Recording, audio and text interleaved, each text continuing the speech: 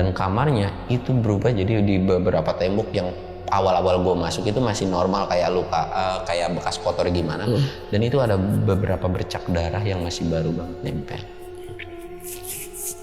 Nangis, pokoknya pintunya itu dikunciin, dikunciin dari kamar, dan itu kedengeran suara kaca pecah, prang. Dan anaknya ternyata itu loncat dari lantai 2 ke lantai 1. Aduh.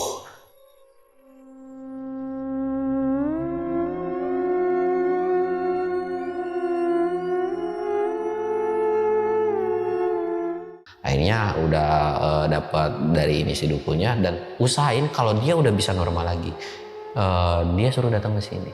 Oke. Sampai akhirnya gue udah dikasih barang itu, terus gue bilangin dan pakai kayak ya dimandiin lah sama orang tuanya, sedangkan gue di luar gitu, dibalurin dan orang tuanya itu teriak setan.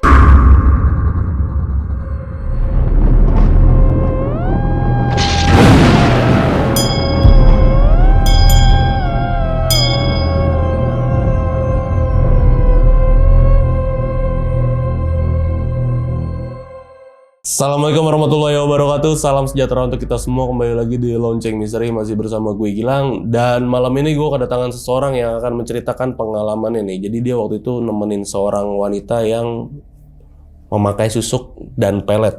Jadi dia nemeninnya waktu itu mau ngelepas ya. Dan selama proses pelepasan itu nih banyak banget kejadian-kejadian horor yang gue bilang gila banget, di luar logika banget.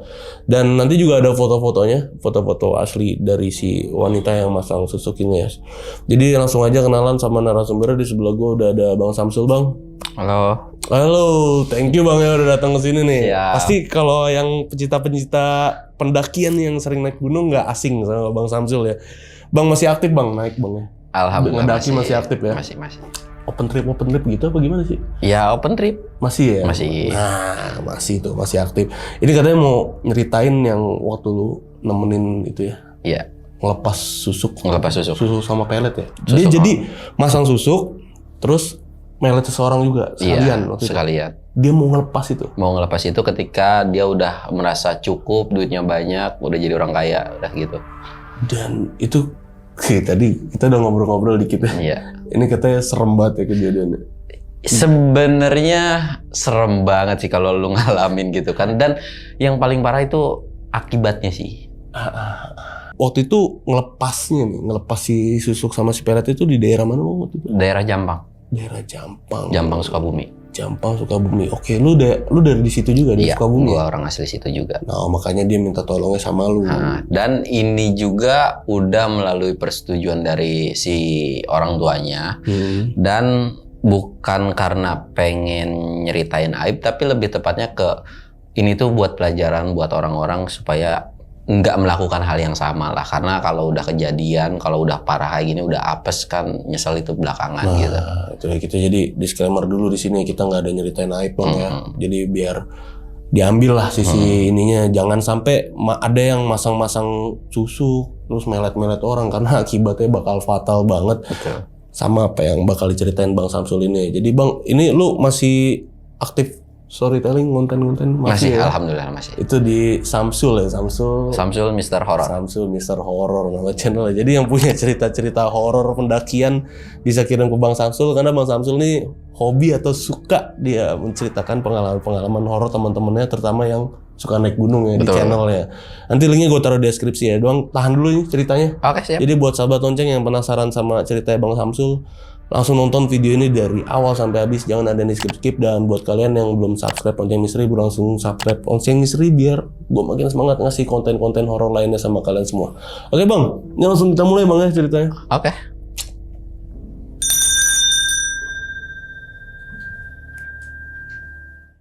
Hai guys, kadang-kadang kita dibikin bingung buat nentuin harus lakuin apa untuk dapat opsi investasi terbaik. Apalagi di zaman sekarang. Baiknya kita punya sumber pendapatan lebih dari satu.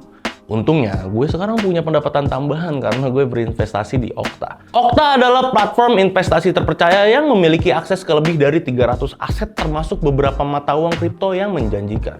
Okta punya penghargaan internasional, salah satunya Award Sekuritas Dana Klien Terbaik Indonesia oleh World Business Star Magazine. Jadi nggak perlu ragu lagi. Okta juga ramah untuk para pengguna baru karena mereka sediain banyak materi untuk dipelajari. Bahkan mereka punya fitur canggih seperti Space. Space adalah feed pintar yang menyajikan rekomendasi dan analisa pasar. Kalian bisa ikutin fitur ini untuk ningkatin pengalaman perdagangan kripto. Karena setiap detik sangat berharga di pasar yang bergerak cepat ini. Berinvestasi forex seperti ini menawarkan peluang mendapat keuntungan pintar untuk jangka panjang. Belum lagi kecepatan dan dinamisme pada mata uang kripto yang sangat mengasihkan. Jangan lupa manfaatkan juga fitur akun demo sebelum buka akun real biar kalian terbiasa dulu dengan pergerakannya biar dapat profit pintar. Karena semua tetap mempunyai resiko. Yuk dapetin profit pintar dengan akses lebih dari 300 aset termasuk mata uang kripto terbaik dengan Okta. Cek link deskripsi ya.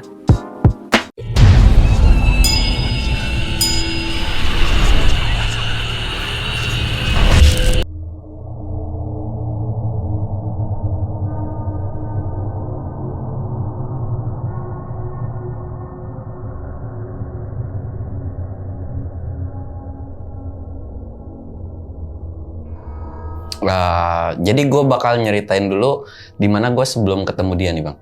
Jadi ada yang minta tolong ke gue via DM. Nah sebenarnya ketika awal-awal si orang ini minta tolong itu gue nggak terlalu menggubris. Karena kan sekarang banyak di Instagram itu orang yang minta tolong ya terutama masalah duit lah gitu kan. Gue nggak terlalu gubris. Tapi sampai akhirnya dia tuh terus nge-DM-in kayak neror DM gue terus. Dan sampai akhirnya gue bilang ya udahlah emang kenapa sih gitu kan. Nah ini tuh nama ibunya sebut aja Bu Melati gitu ya. Bu Melati ini minta tolong cariin kayak dukun atau orang yang bisa buat ngelepas susuk atau pelet dari anaknya bang. Nah diceritain lah sama dia tentang kronologinya. Walaupun di awal-awal itu gue nggak terlalu percaya gitu kan. Karena gue takutnya dia nih kayak minjem duit lah buat susu anak dan sebagainya gitu kan. Tapi dia bilang tenang bang, gue nggak bakalan yang minta duit sama lu. Tapi lu dengerin dulu cerita gue. Nanti gue tuh nggak bakalan manfaatin juga. Intinya gue cuman minta referensi aja. Misalkan lu punya kenalan kayak dukun atau apapun, kasih tahu gue yang daerah Sukabumi. Nanti bakal gue samperin sendiri. Nah jadi anaknya ini mungkin sekitaran pada saat itu tuh umuran di 25 ke bawahan lah. 25 ke bawah. Kerjaannya itu wanita penghibur, wanita malam. Tapi di lingkungan yang bisa dibilang lumayan cukup berduit lah. Jadi bukan yang harga murah-murah. Jadi emang benar-benar udah kelas atas lah gitu kan. High class ya. Iya. Nah sebetulnya ketika gue ngeliat muka dari si anaknya ini juga muka yang masih normalnya gitu. Itu cantik bang. Emang cantik banget lah menurut gue pribadi. Tapi di kerjaannya ini dia tuh dapat saingan yang dimana sebelum dia masang susuk atau pelet ini, penghasilan dia itu udah sampai di 20-30 juta. Oke. Tapi kan ya menurut dia masih kurang lah. Karena di lingkungan dia atau di circlean dia yang kerja di situ, teman-temannya itu masih bisa dapetin dari itu mobil atau barang-barang yang ratusan juta dan sebagainya. Nah sedangkan dia itu nggak dapet. Ada salah satu temennya bilang itu di situ tuh ada yang paling paling disukai sama tamu lah. Dia bilang kedukun gini-gini, tapi si temennya ini juga pasang tapi nggak yang mau ngasih tahu makainya tuh misalkan dukun ini nggak mau dikasih tahu lah. Jadi kayak masing-masing lah gitu. Kalau lu mau nyari ini ya udah cari sendiri gitu kan. Nah gara-gara memang dia juga kepancing, walaupun menurut gue pribadi penghasilan 20-30 juta udah lumayan lah bang, gede banget gitu kan. Tapi dia pengen lebih gitu. Nah pengen lebih dia nyari-nyari lah. Nyari-nyari udah kemana-kemana sampai akhirnya dia nemu satu dukun yaitu daerah Sukabumi. Nah nemu satu dukun ini, sebetulnya satu dukun ini tuh nggak terlalu wah. Pokoknya dia nyari kata orang gitu ya menurut informasi dia, pokoknya dia nyari itu sekitaran 2-3 dukun daerah Sukabumi. Sampai akhirnya ketemu yang terakhir, dia dapet dan dia pasang susuk awalnya. Awalnya pasang susuk. Dia pasang susuk dengan persyaratan yang dimana persyaratannya itu butuh darah dari orang haid atau menstruasi yang pertama kali. Oh, agak susah nih. Iya, tapi kan kalau misalkan lu punya duit mah ngapa-ngapain aja bisa gitu bang. Nah sampai akhirnya dia sanggupin, dan di situ pun dia nggak ngalamin yang namanya kejadian ketemu setan atau apapun, cuman melakukan sebuah ritual yang memang di situ juga nggak terlalu dijelaskan banget ke gua gitu kan. Tapi persyaratannya butuh darah haid menstruasi itu. Nah udah nih dia udah masang susuk, terus kerja, dan ternyata kerjanya ini benar-benar di luar ekspektasi kayak yang sebelumnya. Intinya manjur lah gitu kan, pasang susuknya ini udah manjur, dan beberapa bulan kemudian penghasilan dia juga udah gede banget gitu kan. Terus ada satu tamu yang menurut maminya ini adalah tamu paling kaya di tempat ini. Oke. Dan di situ pun kayak ya kalau memang lu bisa ngerasa sanggup buat dapetin ini orang silahkan gitu kan. Di situ semua yang kerja di situ tuh berlomba-lomba buat dapetin si orang ini. Karena kalau udah dapetin orang kaya ini, hidup lu udah pasti terjamin lah gitu kan. Nah di situ pun semua nggak ada yang bisa, termasuk si cewek ini. Si cewek ini nggak bisa, balik lagi lah dia ke dukun ini. Balik lagi dan dia bilang, gue mau nih dapetin satu cowok ini, bisa nggak? Disanggupin sama si dukun ini, tapi dengan persyaratan lagi. Lu sanggup nggak? Kayak, nah dia ini butuh darah orang yang lahir di hari tertentu. Tapi bukan berarti dia pesugihan, numbalin ya. Tapi kayak dia nih bisa diakalin dengan cara pakai donor darah dan sebagainya kayak gitu. Iya. Nah akhirnya dia sanggupin, jadi nggak nyanggupinnya nggak yang pas di hari itu juga, dia mikir dulu sampai akhirnya ketemu caranya, cuman darah doang kan, bukan harus ngebunuh dan sebagainya. Iya dia bilang cuman darah doang. Nah udah disanggupin sampai akhirnya, nah ritualnya yang pelet ini itu nggak jauh beda kayak yang susuk. Jadi darahnya itu kayak cuman secanting atau kayak tipis dikit doang, terus dicampur sama bunga terus dimandiin kayak gitu. Nah ternyata dari hasil dia melet si orang ini itu berhasil, dan di situ ketika udah berhasil dia cabut dari kerjaannya dan dia udah hidup enak nih bang, udah punya rumah, udah punya tetek bengek segala macem, walaupun jadi simpenan dari si orang kaya tersebut. Sampai akhirnya dia nemu titik jenuh di mana dia pengen ngelepas karena dia merasa hartanya udah banyak dan dia juga tidak mengalami kejadian apapun. Dia tuh cobalah buat ngelanggar beberapa pantangan. Ngelanggar pantangan yang dimana ya dia pun nggak ngejelasin sih pantangannya kayak gimana, tapi dia ngelanggar pantangan dan dia coba mau ngelepasin. Dia berharap ngelepasinnya itu segampang ketika dia masang dan siapapun bisa ngelepasin gitu kan. Ternyata itu nggak bisa dilepasin sama siapapun. Jadi dia tuh udah coba tanya ke kiai dan sebagainya, nggak bisa. Jadi ya sekalipun bisa tuh kayak ya nggak terlalu ngaruh, nanti balik lagi gitu. Berarti, kan sampai akhirnya dia tuh dapat luka bang. Berarti dia mau ngelepas susuk nih? Mau ngelepas, jadi dia pengen susuknya ini ya yang mau dilepas. Mau lepas susuk, mau ngelepas peletnya juga, termasuk si orang yang ini tuh udahlah karena gue udah dapetin hartanya. Nah ketika mau ngelepas ini dia tuh udah dapet gejala yang dimana luka memar bang. Ada gue fotonya. Luka memar tapi masih dalam batasan kayak orang kepentok pintu atau kayu. Masih normal kayak gitu kan. Dia pun nggak punya pikiran ini nggak kenapa-napa gitu kan, masih biasa-biasa aja. Sampai akhirnya dia mimpi ketemu sama kayak cewek lah karena rambutnya panjang. Itu buruk rupa banget dan nyeremin. Ya anggaplah setan gitu dalam mimpi. Dan sosok ini tuh bilang, apa yang udah lu ambil dari gua bakal ambil lagi karena lu udah melanggar perjanjian. Dan setelah mimpi itu udah hilang, dia juga kebangun kayak cuma mimpi doang gitu kan. Dan itu pun nggak berangsur lama, kayak sebulan atau 2 bulan itu kayak ya udah dia nggak ngalamin, cuman biru-biru doang. Dia belum punya pikiran ini gara-gara dari pelet atau susu gitu kan. Nah di situ pun dia udah coba menjauhi dari si orang kaya ini. Dia kenal dengan satu cowok. Udah lumayan deket, ketemuan sama di sini si satu cowok. Nah si anak yang kecilnya bisa dikatakan duda lah. Ketika ngelihat si cewek ini itu ngerasa ketakutan. Dengan yang dilihat sama si bapaknya sama anaknya itu beda. Mukanya tuh benar-benar beda banget dan nyeremin. Anaknya sampai nggak mau dan diusir sama anaknya.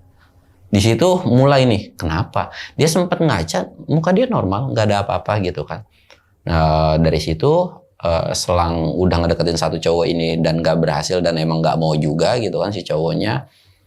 1 bulan dia nggak kerja, kehidupan masih normal dan dia coba nyari gimana cara buat ngelepasin susuk dan sebagainya. Sebetulnya ketika mau ngelepasin ini udah ada gejala yang dimana badannya nggak enak dan sebagainya, tapi dia berpikiran karena memang dia udah jarang olahraga, hidup enak gitu kan, ya hal yang wajar lah mungkin bagi dia. Sampai akhirnya luka lebamnya ini tuh mulai menjalar kayak udah nggak normal gitu.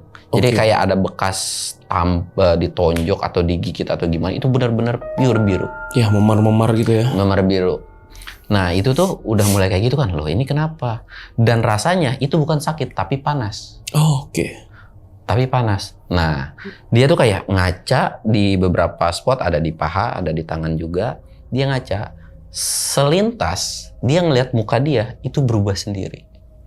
Dan mukanya yang berubah ini mirip dengan sosok yang pernah dia mimpiin. Waduh. Dan dia keinget kayak, kok gue kayak pernah ngeliat tapi di mana gitu. Karena kan kejadian mimpinya juga itu udah lama kan, kayak deja vu gitu kayak. Iya.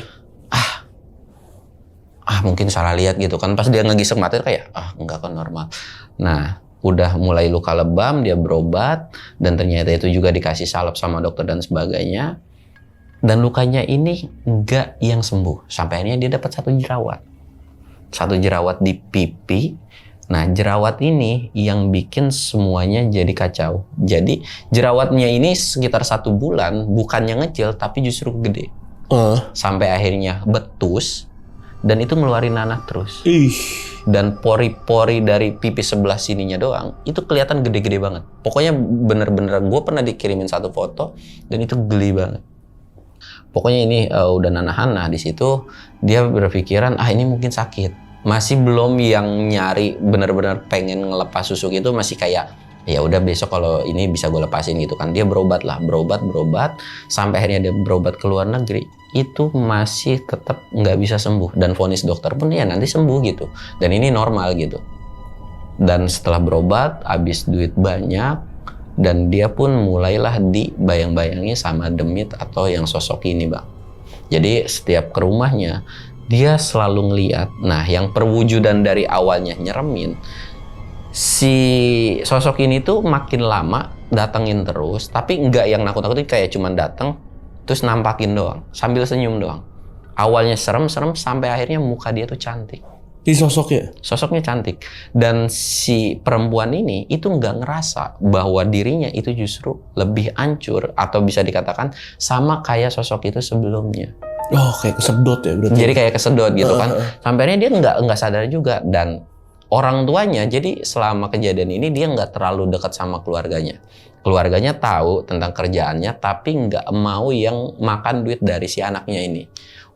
Nyokapnya itu dikasih uang, tiap dikasih itu selalu ditabung, nggak pernah dipakai karena tahu hasil dari anaknya ini gitu kan.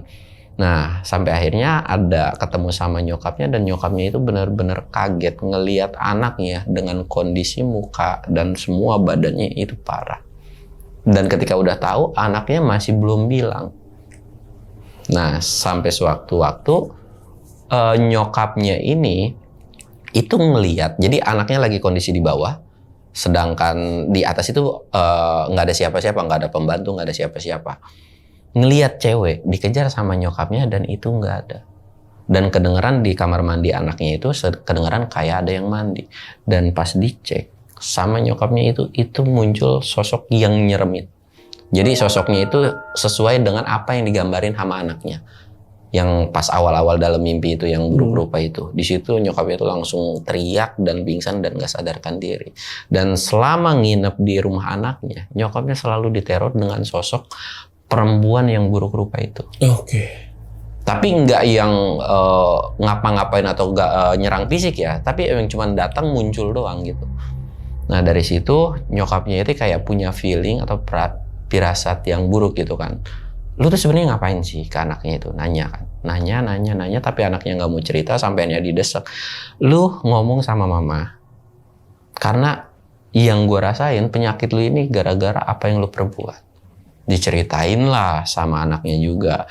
Akhirnya karena memang anaknya juga nggak mau ngelibatin orang tuanya dan dia juga udah lagi coba ikhtiar dengan cara berobat ke dokter gitu kan. Nyokapnya ini ketika udah diceritain itu, mulai dari dia kerja dan sebagainya itu diceritain kan. Ya udah, sekarang coba pakai cara alternatif. Lu samperin itu dukun yang coba ngobatin lu. Yang coba masang susuk dan sebagainya gitu kan. Lu coba, kata orang biasanya yang bisa ngelepas itu adalah orang yang ketika lu masang gitu kan. Ah enggak lah, udah paling orang lain juga bisa gitu kan. Sampai akhirnya nih si anak gara-gara nggak nurut sama mamanya, dia drop lah bang. Yang awalnya masih bisa aktivitas gitu kan, drop sampai sakit nggak bisa bangun sama sekali. Dan luka yang di sini awal cuma nanahan itu jadi berbau parah. Itu berbau amis dan luka lebamnya itu pun kayak orang ditonjok plek biru terus aja notol-notol sampai badan setengah gini kata. Sampai full badan. Sampai full. Dan termasuk yang paling parah tuh di sini ini keluar nanah terus. Nah, sampai drop dan orang tuanya udah bingung dan si anaknya pun udah susah diajak komunikasi. Jadi kayak udah sakit cuman bisa ngeluh gitu doang. Akhirnya nyokapnya ini berobat ke beberapa orang dan nanya lah ke beberapa temennya dan supir lamanya juga. Lu pernah nganter anak gua sampai nemu titik terang di mana iya dulu pernah ke daerah Sukabumi nganter ke satu tempat gitu kan. Disamperin, ya pokoknya dapat informasi ternyata memang dukunnya di situ dan ternyata dukun yang dulu masang itu meninggal. Udah nggak ada. Udah wafat. Aduh. Dan ketika udah wafat kan bingung kan, bingung pulang lagi dan cobalah berobat mulai dari dukun yang di Cirebon di mana tetek bengek dan itu sama sekali nggak bisa dilepas. Dan pernah sampai kayak ke kiai dan sebagainya bisa diobatin jadi si anaknya ini sempet ada kayak kejang-kejang, kayak kesurupan. Pokoknya itu udah random banget lah kelakuannya. Jadi ketika diobatin sama kiai itu 1 hari 2 hari sembuh atau nggak kejang-kejang tapi masih normal lagi kesurupan. Terus aja kayak gitu, diobatin lagi, di ngajiin lagi, terus kayak gitu, dan ketemulah sama gua. Oke, berarti lu pas pertama, lu ketemu si orangnya nggak yang si gua ceweknya ini? Gua berarti lu pas lihat dia sebelumnya gimana, lu dari foto itu ya? Lu bisa tahu dia cantik segala macam. Iya, dilihatin itu dari foto. Karena gua tuh nggak denger cerita ini pun lama gitu kan dia kan. Sampai akhirnya dia minta tolong ke gua. Awalnya gua nggak percaya bang. Iya, cuma sebatas chat gitu kan. Sampai akhirnya dia sampai rela ngebayar waktu gua. Lu kan kerja nih, ya udah nggak apa-apa gua bayar lu. Lu bisa lihat sendiri dan gue minta tolong banget cari referensi karena menurut dia yaitu yang bisa ngobatin dia adalah orang yang pertama bikin atau enggak orang yang satu guru atau satu ilmu dengan si dukun ini gitu. Dan itu kan berasal dari daerah Sukabumi gitu kan. Dan gue harus nyari karena gue orang Sukabumi jadi gue berharap nih sama lu gitu. Dia bilang gitu kan, ya gue minta beberapa referensi orang yang lu kenal menurut lu dukun, menurut lu sakti gitu kan, cari. Nanti gue nggak minta lu nganterin, lu cukup kasih alamatnya. Awal-awal gue masih kasih alamat nih bang, gue kasih alamat satu gitu kan, dan ternyata nggak berhasil gitu kan, nggak berhasil dia minta lagi. Gue kesel dong, diteror mulu sama dia sampai akhirnya ya udah bang, lu kalau nggak percaya datang. Gue datanglah ke rumah dia, ke rumah anaknya ini. Dan ketika gue datang, gue kaget. Rumahnya itu gede banget di daerah Jakarta Selatan. Di luar itu rumahnya bagus banget bang. Pas sampai dalam, semua barang-barang itu udah nggak ada. Jadi kayak kosongan. Ya ada beberapa barang kayak kursi kayak gini doang. Tapi isinya tuh udah nggak ada banget. Dan di dalam itu kumuh kotor. Kayak ada bekas apa ya, kayak darah atau apa, gue nggak tahu dah. Pokoknya di temboknya itu benar-benar kotor. Dan kalau memang kotor kan harusnya nggak nyampe atas dong. Dan ini nyampe atas.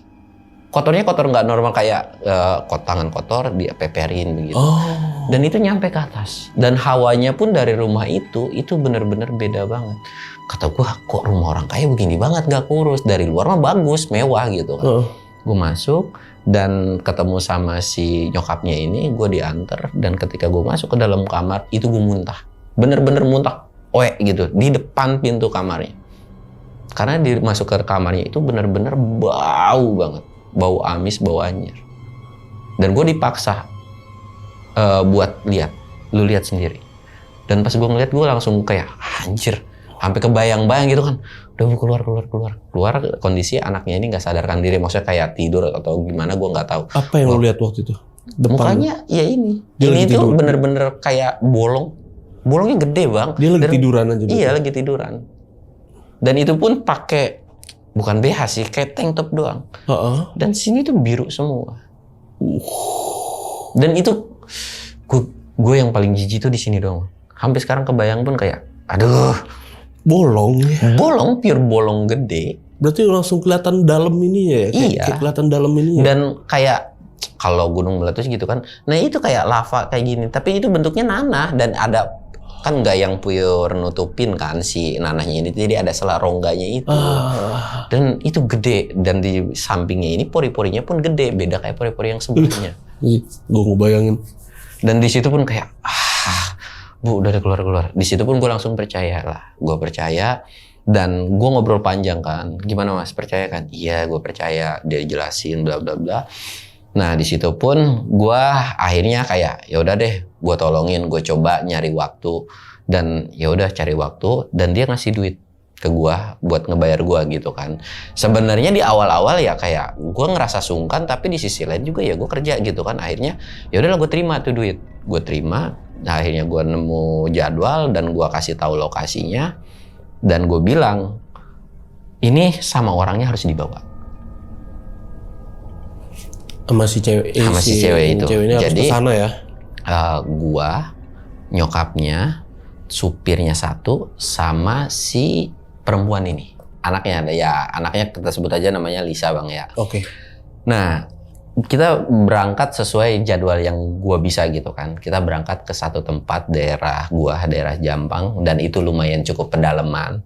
Gua berangkat dan itu ngelewatin hutan juga. Di awal perjalanan itu masih normal bang.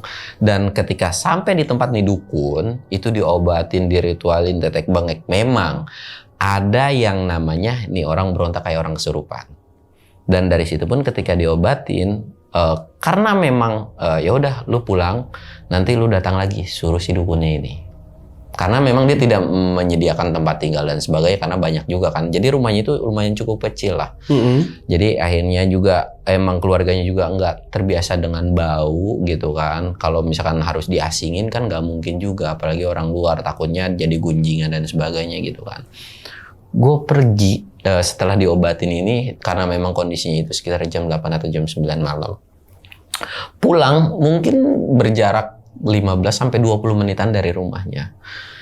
Si Lisa ini itu kesurupan bang di mobil. Oke. Kondisi gue di depan di samping supir. Belakang gue itu nyokapnya. Nah di belakang si supir itu si Lisa. Kesurupannya ini langsung prok supir dicekek. Jay. Dan itu langsung supirnya untung maksudnya kayak refleksnya cepat gitu, kayak langsung ngerem mendadak dan kita juga sampai nek gitu kan, sampai nyokapnya kejedot kursi gua. Dan itu berontak banget. Gue langsung refleks ke belakang dan itu megangin tangannya, termasuk supir juga megangin tangannya dan itu nggak ada yang kuat, sampai kegebok-gebokin gua. Dan sampai akhirnya gue nyuruh buat nyokapnya itu keluar, terus supirnya juga keluar, gue kunciin di mobil. Dan itu tiba-tiba hujan. Ya, padahal itu musim kemarau kayak sekarang gini musim kemarau yang nggak mungkin hujan juga gitu. Paling ada pun daerah kampung gue ya paling kabut gitu. Hujannya nggak yang deras-deras, itu tiba-tiba hujan. Dan gue masuk lagi ke dalam mobil, kita megangin lagi sama si supirnya ini, itu nggak kuat sama sekali. Dan karena memang jarak pakai mobil itu sekitaran 15-20 menit, kemungkinan kalau gue jalan, jadi jarak selama itu tuh bukan jalan yang bagus bang, bukan jalan yang aspal rata gitu, tapi karena jalan bebatuan gitu kan. Akhirnya gue mutusin lah, gue bilang, gue nyamperin deh si dukun itu. Gue nyamperin, minta tolong sama dia, lu jagain pintu kunci, jangan sampai ini anak lu cabut. Gue pergilah dengan kesepakatan itu, mereka jaga berdua, gue nggak apa-apa lah karena ini masih daerah kampung gue, jadi gue masih berani-berani aja jam segitu kan. Gue pergi dengan kondisi hujan-hujanan dan itu dingin banget bang. Lari tuh lu berarti? Gue lari sekencang-kencangnya, pokoknya gue lari sampailah gue di rumah si dukun ini.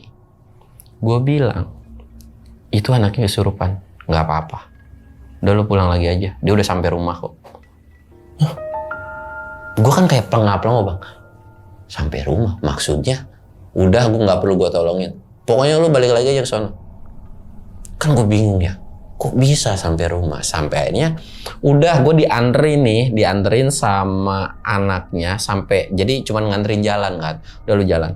Ya sampai tengahnya gue di sepanjang ketika udah ditinggal sama anaknya, gue bengong ya.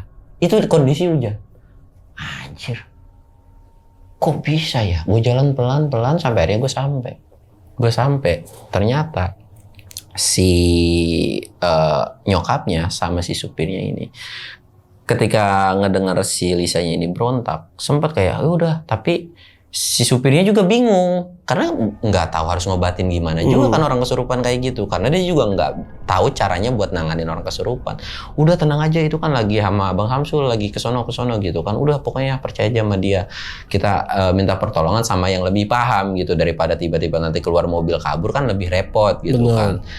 Nah dari situ si supir ini sama nyokapnya itu sempat ngeliat ada orang yang keluar dari dalam mobil. Keluar dan lari kencang. Dan tapi pas keluar ketika lihat keluar gitu dicek, anaknya masih ada berontak-berontak. Tapi yang awalnya dari luar itu kedengaran teriak, tapi ini enggak kedengaran teriaknya. Jadi kayak cuman berontak badan doang. Sempat supir ini, itu siapa? Itu siapa gitu kan? Lah nggak tahu, tapi kita sama-sama ngelihat si orang ini yang keluar dari mobil. Nah dari situ kayak udahlah, nggak usah dipikirin apa-apa. Dan di situ udah mulai kedinginan, gue sampai dan ditanya lah ketika gue nyampe, mana sih dukunnya? Lah gue kagak tahu. Kata orangnya si anak lu ini udah sampai rumah. Gue juga bingung nih, gue dari sepanjang perjalanan gue mikir, wah anak gue dari rumah, orang ada kok di sebelah di mobil gitu kan. Dicek kita bertiga, itu bocah kagak ada bang. Di dalam mobil? Nyokapnya itu baru kayak ngelihat orang yang keluar, terus ngobrol, ketemu gua, itu masih ada kejang-kejang kayak orang kesurupan, dan itu nggak ada sama sekali. Dan bahkan kalau buka pintu mobil pasti kedengeran dong. Jadi ini mobil jarak 2 atau 3 meter lah deket. Kalau buka kan harusnya kedengeran juga, dan itu dikunci juga kondisinya. Iya. Dan ini nggak ada sama sekali. Iyalah. Panik dong. Iyalah. Langsung nyari itu. Dan gue udah bilangin, tapi gue dapat amanat dari dukunnya itu bilang kayak gini, bahwa anak lu itu udah sampai di rumah. Logikanya dari mana bang? Dai itu emang udah nggak masuk logika banget gitu. Iyalah. Kan. Gue nyari tuh hujan-hujanan, bahkan gue udah kayak mungkin kayak mau hipo kali, udah dingin. Gue bilang gue udah nggak kuat. Di situ pun desa yang sebelumnya ada di desa si dukun tersebut gitu kan. Kalau desa ke depan juga itu jauh lebih jauh, dan kondisi pun itu udah makin lama makin malam. Jadi kayak ini gimana? Ya udah balik lagi ke dukun. Tapi gue balik lagi nih. Jadi sebelum itu tuh nyari dulu dan sampai akhirnya balik lagi ke dukun, dan si dukunnya tuh bilang yang sama, bahwa anak lu udah sampai di rumah. Anak lu udah sampai di rumah. Saking nggak percayanya, nyokapnya ini itu nelpon satu saudaranya buat mastiin datang ke rumah, dan ternyata bener anaknya ada di rumah. Dan gue kagak ngerti ya, gue bilang sekarang gimana? Ya udah sekarang kita pulang. Nyokapnya juga udah bingung banget, dia juga kok bisa. Akhirnya kita pulang tuh. Akhirnya kita pulang karena udah dapat info kan, pulang. Gue istirahat kan di rumah, di sepanjang perjalanan ini nggak ada kejadian apa. Pokoknya gue udah sampai, gue istirahat di lantai bawah. Nah di lantai bawah ini yang awalnya baunya itu nggak terlalu menyengat banget ke bawah, itu sampai menyengat banget ke bawah. Sekarang udah mulai baunya tuh udah semerbak banget. Dan gue nggak berani masuk, dan yang ngecek itu cuma nyokapnya doang. Itu memang ada anaknya lagi tidur. Dan turun kan, gue ngobrol lah sama si nyokapnya ini. Ngobrol, kok bisa ya? Lah gue juga agak ngerti bu, gue bilang gue gituin kan. Kita lagi asing ngobrol, itu ada suara langkah kaki. Yang harusnya kalau tembok di atas itu kalau nggak pakai sendal, itu senyap. Nggak terlalu kedengeran. Tapi ini kedengeran, plek, plek, plek. Gue berdua nengok. Itu kelihatan cewek cantik banget bang. Jalan. Dan itu ngarah ke kamar. Gue bingung dong. Bu itu siapa, temannya atau siapa? Dan si ibunya itu langsung pucet banget. Karena tahu sosok yang cantik ini adalah sosok yang pernah dijelasin sama si anaknya. Anjir serem banget gila. Nah setelah udah dijelasin kan, gue tuh masih belum tahu kan, masih belum yang ngerti-ngerti banget gitu. Dan ibunya pucet, bu kenapa gitu kan. Bu kenapa? Dan si ibunya tuh diem sampai ngelamun, sampai gue tepok-tepokin dia diem doang. Dan setelah dari itu kesadar anaknya itu ngejerit teriak sekencang-kencangnya. Teriak sekencang-kencangnya, akhirnya ibunya sadar, kita lari ke sana, masuk ke dalam kamar, dan gua itu lagi-lagi muntah. Dan gue bilang, wah gue nggak sanggup nih kalau harus ngadepin kayak begininya. Karena sepanjang di mobil pun itu gue bener-bener selalu muntah bang. Bukan berarti gue di perjalanan itu nggak muntah, muntah terus. Termasuk supirnya kok, nyokapnya pun sama. Karena baunya itu. Karena baunya itu. Jadi pas udah masuk ke dalam kamarnya, dan kamarnya itu berubah jadi di beberapa tembok yang awal-awal gue masuk itu masih normal kayak luka, kayak bekas kotor gimana. Dan itu ada beberapa bercak darah yang masih baru banget nempel. Dan di situ pun gue langsung keluar dan nyokapnya itu nangis minta tolong ke gue. Dan gue ya ikhtiarnya kan udah bentuk kayak gitu kan lah. Gue juga bingung harus nolongin kayak gimana gitu kan. Nangis, pokoknya pintunya itu dikunciin, dikunciin dari kamar, dan itu kedengaran suara kaca pecah, prang. Dan anaknya ternyata itu loncat dari lantai 2 ke lantai 1. Aduh. Dan itu nggak meninggal. Dengan kondisi kaca pecah di bawah, tapi dia kayak prak begini, dan itu nggak meninggal. Wah, asli. Dan masih sadar, kayak orang sekarat gimana sih, itu dilariin ke rumah sakit, dan ternyata pas kesana pun ya masih hidup aja. Masih hidup. Dan si anak ini cuman bisa bilang, bu sakit, panas, badan dia panas semua. Bahkan di sini tuh sering digarukin kayak gitu kan. Dan momennya tuh nggak yang pure sadar, tapi ketika sadar tuh dia cuman ngeluh sakit, cuman kayak gitu doang kan. Itu dirawat sekitaran 2-3 mingguan. Karena memang hartanya juga udah habis, itu udah pakai harta dari si nyokapnya, dan rumah pun itu yang di situ udah proses masa pelelangan atau mau dijual buat biaya dia gitu kan. Dibawa pulang lagi, dan gue masih kontek-kontekan dan disuruh buat datang ke rumahnya gitu kan. Karena memang masih ada janji buat ketemu sama si dukunnya lagi nih. Berapa hari dari pertama ketemu tuh? Pokoknya hampir ada 1 bulanan lah. Oh, itu kata dukunnya memang tunggu dulu apa gimana sih? Nanti datang lagi kayak berobat jalan lah mungkin ya. Pokoknya gue datang lagi. Kondisi ketika mau jalan lagi ini, si anaknya ini tuh nggak bisa. Fisiknya udah lemah banget. Oke, si Lisa ini ya. Nah, udah lemah banget gitu kan. Dan gue minta saran lah, gue datang ke Sukabumi, gue minta saran gimana nih. Akhirnya si dukun ini ngasih satu kayak, nih, lu sampai ke sono, lu balurin, pokoknya sebadan-badan dikasih kayak air sama bunga dan sebagainya, lu balurin aja. Ya kata gue bilang gue nggak bisa, ya paling nyokapnya, ya terserah pokoknya lu balurin. Akhirnya udah dapat dari ini si dukunnya, dan usahain kalau dia udah bisa normal lagi, dia suruh datang ke sini. Oke. Dan paling aneh gue nggak tahu ya, gue sempet nanya sih, kenapa nggak? Jadi si orang tuanya ini sebenarnya mau ngebiayain buat si dukunnya datang ke sana. Iya, kenapa nggak datang langsung ya? Si dukunnya tuh kayak, gue nggak bisa, gue nggak mau. Gue nggak tahu juga sampai sekarang itu alasannya kenapa. Jadi intinya dia harus datang ke sini. Sampai akhirnya gue udah dikasih barang itu, terus gue bilangin, dan pakai kayak ya dimandiin lah sama orang tuanya, sedangkan gue di luar gitu. Dibalurin, dan orang tuanya itu teriak, setan. Pas gue masuk, muka dari si perempuan ini itu bukan apa yang gue lihat sebelumnya. Muka dari siapa perempuan? Bukan Lisa. Jadi benar-benar pure berubah sama sekali, dengan kondisi senyum ketawa. Senyum nyeringai ketawa aja. Ini anak ibu. Dan ibunya cuma bisa nangis dan lari, bilang itu setan. Itu langsung setelah dimandiin gitu langsung lari, dengan kondisi nggak pakai baju juga anaknya. Gue pun ngeliat, tapi dengan kondisi ya badannya udah babak belur begitu bang. Dan ngeliat juga tampangnya seram. Gue langsung ngikutin dong, lah itu apaan? Dan itu balik turun ke bawah dan nangis. Itu bukan anak saya mas. Itu bukan anak saya. Yang dimandiin itu bukan? Bukan anaknya. Dan itu nangis, ada kali sejam 2 jam itu nangis, dan nggak, pintu kamarnya itu kebuka. Gue bingung dong.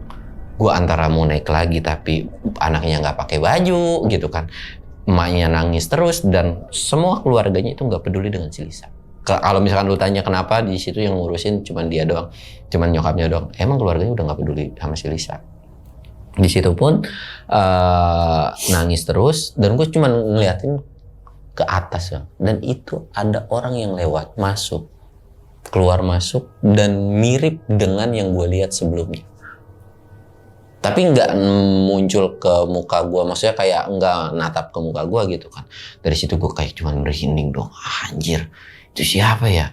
Dan singkatnya setelah selesai nih, ibunya ini nangis, gue dibawa lagi ke atas. Mas biar percaya, gue datengin lagi ke kamarnya dan mukanya berubah lagi jadi Lisa. Normal lagi jadi mukanya si Lisa lagi.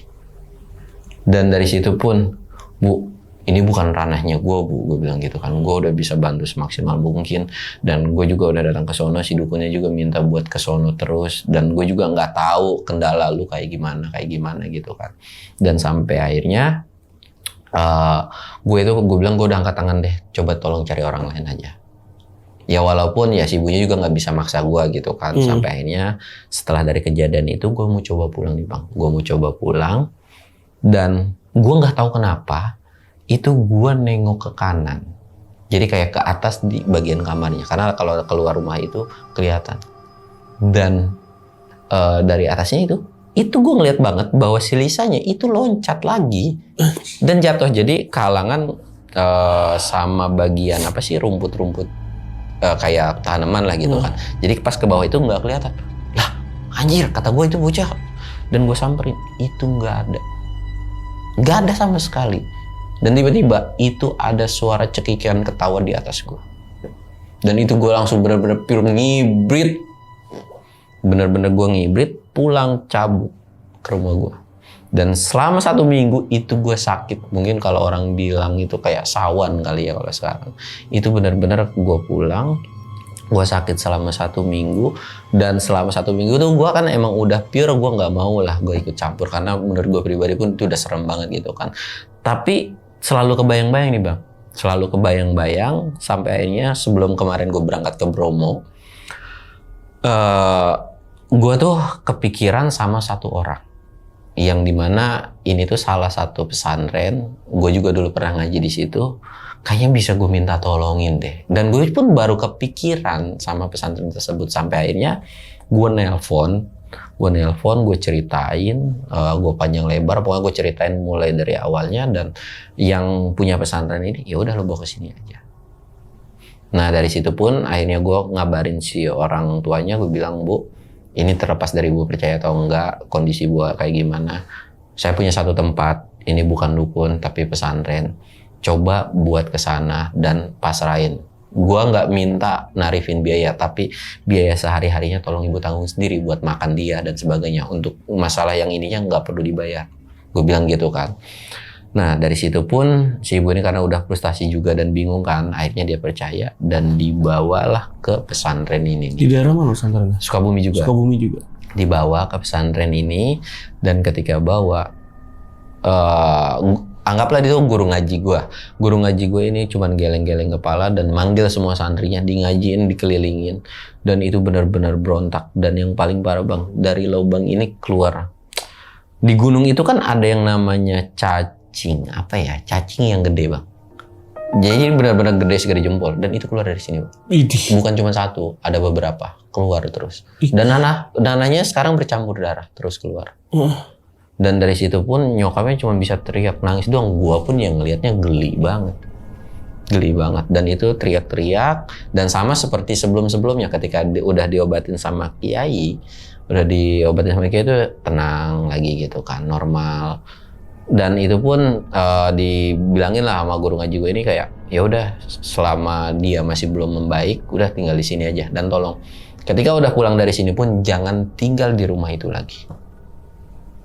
Nah dari situ pun si orang tuanya tuh nurut, dan orang tuanya tuh lama atau kayak nginep juga di situ selama semingguan lah gitu kan. Selama semingguan nginep, dan selama masa terapi itu selalu di ngajiin, terus dimandiin sama anak santriwati di situ gitu kan. Itu tuh di badannya dia itu tuh ada yang bilang ada yang keluar belatung, Dan dari luka lebamnya ini juga kadang-kadang ada anak satu yang megang itu kayak lembek banget. Ditotol gini misalkan kulit itu kayak lepok gitu. Dan memang badannya tuh benar-benar hancur. Dan si Lisa ini ketika dimandiin pun itu dalam kondisi antara sadar dan gak sadar. Jadi kayak dimandiin kayak orang tidur lemes, dibantu bangun. Tapi kalau ditanya gitu aja. Nah setelah dari kejadian itu selama 1 minggu, itu kan kondisinya gue udah balik nih, dan gue berangkat ke gunung dan gue dapat laporan bahwa lumayan cukup membaik. Belum benar-benar bilang iya udah mendingan, tapi lumayan cukup membaik. Dan yang paling pasti adalah nggak berontak atau nggak kesurupan lagi. Dan dari situ pun gue udah nggak tahu kabar lagi, ya semoga sih membaik gitu kan. Tapi ya nantinya kalau udah lama juga gue bakal tanyain lagi, dan sampai akhirnya gue belum tahu lagi keadaannya kayak gimana. Oh belum tahu lagi sekarang? Belum tahu lagi sekarang kayak gimana. Dan itu masih kondisi masih di pesantren itu juga bang sekarang. Sekarang masih ya? Masih. Udah berapa lama berarti total? Kalau total sakitnya itu di pesantren itu? Mungkin 1 bulanan. Udah 1 bulan? 1 bulanan. Kurang lebih 1 bulanan. Udah 1 bulan di sana ya? Dan itu pun gue belum tahu, gue belum nanya. Jadi si yang punya pesantren ini gue lumayan cukup dekat gitu kan. Ya kapan-kapan mungkin bisa gue tanyain kenapa sih ini orang gitu kan. Dan sampai akhirnya pun gue nggak tahu itu orang, maksudnya belum tahu penjelasan yang detailnya tuh kayak gimana. Dan orang gue sempat nanya itu kayak anaknya ini sekarang gimana, yang cuman bilang ya lumayan cukup membaik, belum yang bilang baik banget atau mendingan gitu. Jadi lumayan cukup baik, dan bilang juga yang pasti sih dia udah nggak kesurupan lagi. Dia bilang gitu karena nyokapnya ini seminggu nginep terus pulang berapa hari terus balik lagi ke situ, dan harta nyokapnya pun itu udah kekuras juga, dan rumahnya juga belum laku kejual sampai sekarang. Kan kalau yang pas di terakhirnya yang dibawa pesantren itu kelihatan membaiknya di mana nggak berontak lagi. Tapi dari awal yang ke dukun yang tempat lo pertama itu, yang dia tiba-tiba nyampe rumah tuh sendiri, apa perubahannya setelah dari dukun itu? Lebih ke sering ngewujud jadi sosok yang demitnya ini bang. Nah, berarti memburuk dong harusnya? Iya memburuk. Tapi kalau kata si dukunnya ya itu biar ngelepasin si demit itu yang ada di badan dia. Jadi makanya selalu muncul di badan dia gitu. Dan memang susah banget buat ngelepasin yang kata si dukun itu juga. Dan dia juga nggak bilang kalau dia sanggup buat ngelepasin, tapi ya pakai cara kayak gini siapa tahu bisa. Karena kalau kata si dukunnya itu ya persyaratan yang dia pakai adalah persyaratan yang memang nggak wajar juga, maksudnya kayak pakai darah lah, tetek bengek gitu, yang memang ya konsekuensinya ketika lu pakai sesuatu hal yang memang resikonya gede, lu pakai persyaratan yang berlebihan, ya nanti ketika ngelepasnya juga akan susah juga. Iya, kalau udah pakai darah tuh udah agak susah sih ya. Ya walaupun nggak tahu sih ya, karena si anaknya pun nggak bilang pakai tumbal atau gimana. Jadi dia cuma nyeritain kayak gitu ya. Di luar itu nggak ada yang tahu juga, nyokapnya pun nggak tahu gitu kan. Karena si anaknya pun nggak yang seterbuka, cuma sebatas nyeritain sebatas itu doang. Iya, nyeritainnya pas dia lagi sehat kan waktu itu ya. Lagi udah sakit. Udah sakit tapi yang belum parah-parah banget. Iya gitu. Masih bisa jalan, masih segala macam ya waktu itu ya. Lu nanya nggak bang ke yang si dukun yang di Jampang itu sama yang ustadz tuh yang di pesantren? Kenapa gitu? Maksudnya kalau yang sama dukun itu gua nggak terlalu nanya, karena kan yang terakhir aja tiba-tiba di situ dia juga nggak ngejawab kan. Karena ya gue tahu dia ngejelasin juga, gue juga nggak bakalan percaya juga, karena ya tiba-tiba bisa ada di rumah lu, jaraknya berapa jam. Nggak, lu nanya nggak ini tuh susuk apa, ini tuh jenis susuk apa gitu? Iya, intinya dia pakai tumbal. Oh, dia ngomong pakai tumbal. Pakai tumbal, yang dimana kalau lu mau ngelepasin pun susah gitu. Dan ini jelmaannya maksudnya kayak lu ngambil satu demit yang dimana dia tuh cantik, ya diterapin ke lu. Dan ketika lu udah ngelanggar, ya cantiknya itu diambil lagi, bahkan ya fisik lu bakal diambil sama dia semuanya gitu. Jadi dibalik aja kayak kata dia itu kayak gitu. Dan di situ pun kayak anjir, tapi ini pakai tumbal gitu. Tapi yang setahu gua si dukun itu nggak bilang iya, nggak bilang enggak, cuman gua feeling pakai.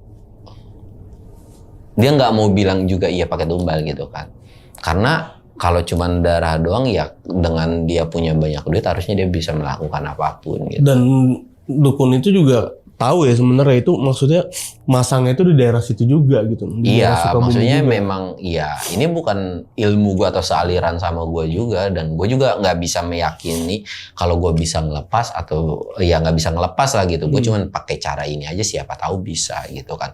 Dan alasannya mungkin ya nggak mau si dukun ini kesana pun karena entah itu jadi tempat ritualnya atau memang udah jadi rumahnya dari si demit itu juga. Jadi kayak nggak berani buat ngedatengin kandangnya si demit ini juga gitu.